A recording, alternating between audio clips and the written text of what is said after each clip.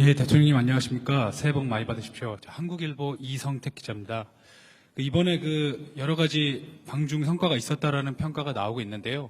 그중에서 이제 한반도 평화 안정 관련해가지고 중국이 건설적인 역할을 하는 것으로 이렇게 확인된 부분이 성과로 좀 꼽히고 있습니다. 그리고 이제 이 과정에서 한중이 평화 구축을 위한 창의적 방안을 지속적으로 모색하겠다 이런 결론이 좀 도출됐는데요. 어떤 창의적 방안을 좀 생각하고 계신지 그게 또 한 가지 궁금하고요. 또 이거 연관된 질문인데 이번에 한중 정상회담 결과에서 한반도 비핵화 관련해서는 언급이 나오지가 않았습니다. 그래서 이걸 두고서 오히려 북한을 대화의 장으로 이끌기 위한 전략이라는 평가도 있고 아니면은 중국의 한반도 비핵화 의지가 후퇴됐다 이런 상반된 평가도 있는데요.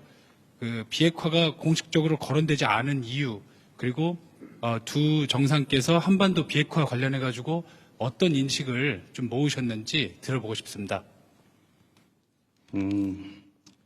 정상 간의 대화의 가장 중요한 부분은 구체적 사안에 대한 해법 이런 것도 있겠지만 더 중요한 것은 신뢰죠.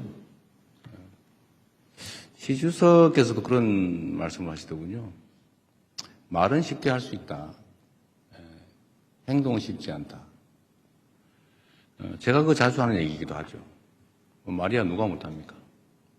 다리라도 따다 줄 수 있지만 결국은 신뢰는 그렇게 쉽게 말로 확보할 수 있는 게 아니다.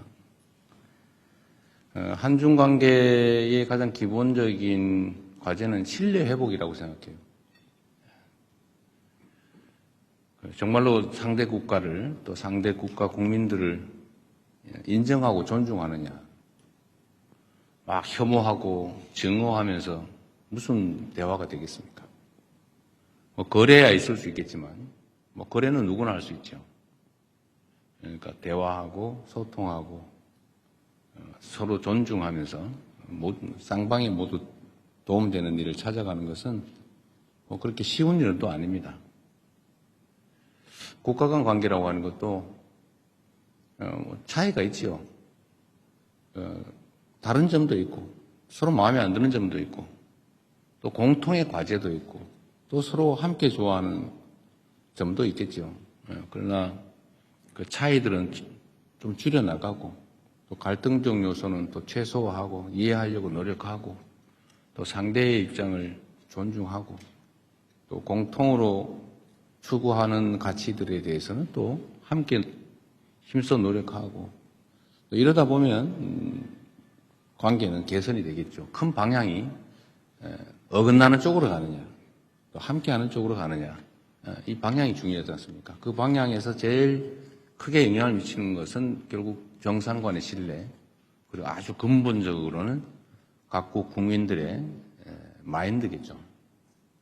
싫어하는 마인드를 갖느냐 아니면 공감하고 존중하는 마인드를 갖느냐 중요합니다.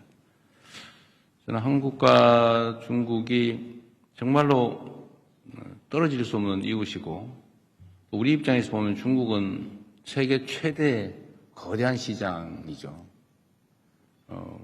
좀 무한한 가능성을 가진 땅입니다. 거기를 왜 우리가 배척합니까? 거기를 빼놓고 뭐하러 저기 멀리 가서 고생합니까? 물론 먼 곳도 버릴 것도 아니지만 가까운 곳에 저 거대한 가능성 잠재력을 방치하거나 아니면 심지어 배척할 필요는 없죠. 국가 지도자가 그런 행태를 보이면 국민들이 고생하지 않습니까? 기업들이 고생하죠. 그래서 이번 정상회담에서는 한중 간의 신뢰 회복, 또 한국과 중국 국민들 간의 우호적 인식, 공감을 좀 확대하는 데 중점을 뒀다는 말씀을 드리고 그 점에서는 매우 큰 성과가 있었다고 생각합니다. 당연히 한반도를 중심으로 한 평화와 안정은 중요한 의제이죠. 당연히 아주 긴 시간 깊이 있는 논의를 했습니다. 그러나 이게 우리가 있는 얘기를 모두 대외적으로 공개를 하는 게 바람직할 때도 있고 또 그게 불필요한 오해를 낳을 수도 있거나 이렇기 때문에 일부만 얘기하는 겁니다. 한반도 평화와 안정이 이제 중국에게도 매우 중요한 관심사라는 점은 당연히 공감했습니다. 우리 대한민국 입장에서도 국가 존속의 문제, 또 대한민국 성장 발전에 크게 영향을 미치는 중요 의제인 건 또 명백하죠. 제가 중국 측에 요청을 한 게 있습니다. 북한의 핵 문제를 포함해서 한반도의 이 문제에 대해서 좀 중재 역할을 좀 해주면 좋겠다. 우리는 모든 통로가 막혔다. 신뢰가 완전히 제로일 뿐만 아니라 적대감만 있다. 그래서 우리는 노력하지만 지금 현재는 완전히 차단된 상태라서 소통 자체가 안 되니까 중국이 그 중재자 역할을, 평화의 중재자 역할을 좀 해주면 좋겠다. 이렇게 얘기했습니다. 시 주석께서는 지금까지 노력을 평가하고 인내심을 가질 필요가 있다. 이런 얘기를 했습니다. 인내심에 관한 얘기는 시 주석뿐만 아니라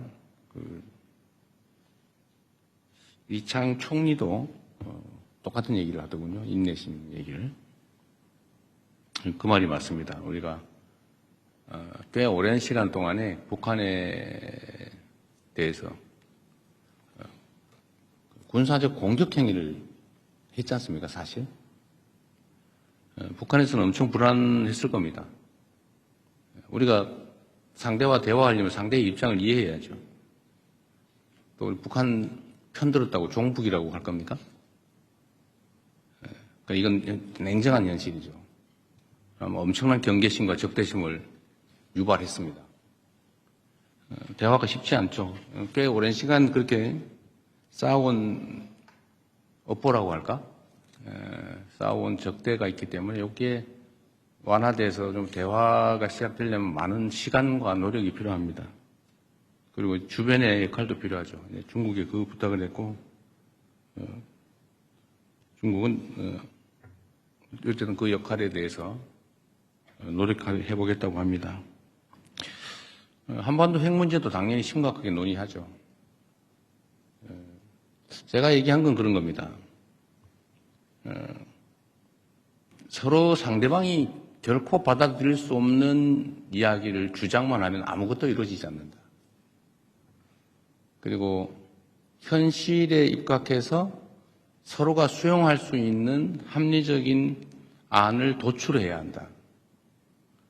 주변 국가든 북측이든 우리 한국이든 다 수용할 수 있는 방안을 찾아내야 된다. 그래서 하나의 공감할 수 있는 사안은 있죠.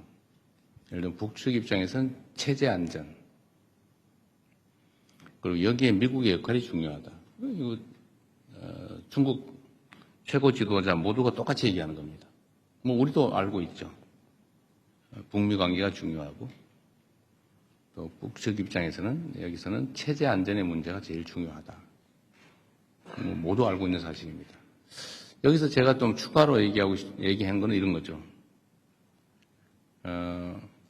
지금 이 상황이 계속 방치되는 것 자체가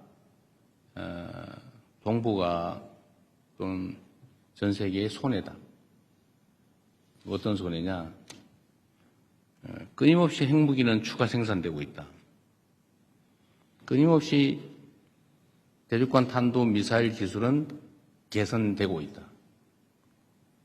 체제 유지에, 체제 보호에 필요한 만큼의 생산이 이루어진 다음에 추가 생산되는 핵무기는 아마 국경 밖으로 유출될 가능성이 높아진다. 그게 전 세계의 평화와 안정에는 위해인 게 분명하죠. 그게 누구에게 도움이 되느냐? 아무에게 도움이 안 되죠.